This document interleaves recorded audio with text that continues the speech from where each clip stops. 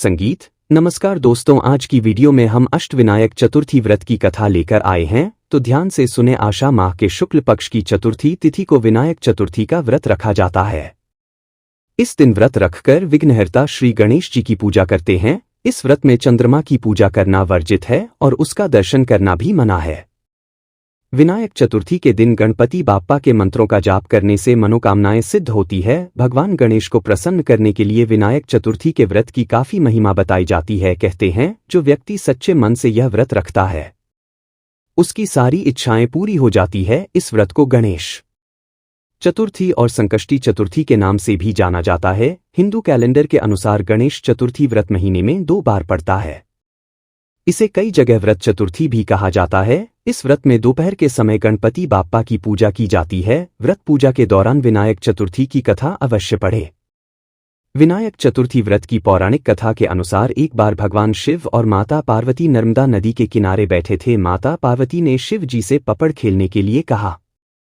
इस खेल में हार जीत का फैसला करने के लिए भगवान शिव ने कुछ तिनके एकत्रित कर उसका एक पुतला बनाकर उसकी प्राण प्रतिष्ठा कर दी। भगवान शिव ने उस पुतले से कहा, बेटा हम चौपड़ खेलना चाहते हैं, इसलिए तुम बताना कि कौन जीता और कौन हारा। उसके बाद भगवान शिव और माता पार्वती के बीच खेल प्रारंभ हो गया। यह खेल 3 बार खेला गया और तीनों ही बार माता पार्वती जीत गई। खेल समाप्त होने पर उस बालक से हार जीत का फैसला करने के लिए कहा गया, तो उस बालक ने माता पार्वती की जगह महादेव को विजय बताया।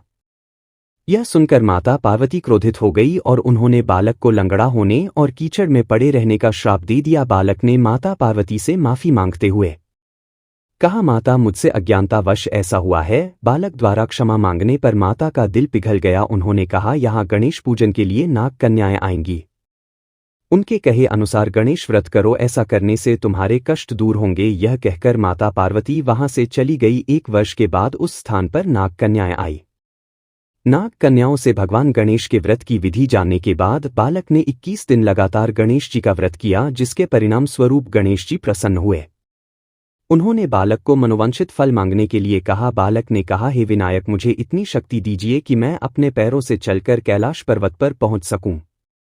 भगवान गणेश ने बालक को वरदान दे दिया। इसके बाद वह बालक कैलाश पर्वत पर पहुंचा और अपनी कथा भगवान शिव को सुनाई।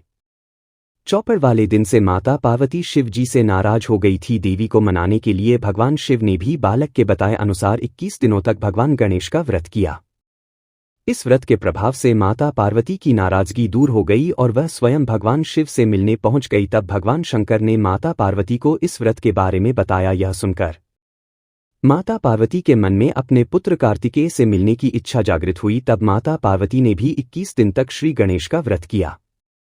व्रत के 21वें दिन कार्तिकेय स्वयं माता पार्वती जी से मिलने चले आए। तभी से यह व्रत समस्त मनोकामनाओं की पूर्ति करने वाला व्रत माना जाता है। इसी के साथ यह कथा यहीं संपन्न हुई।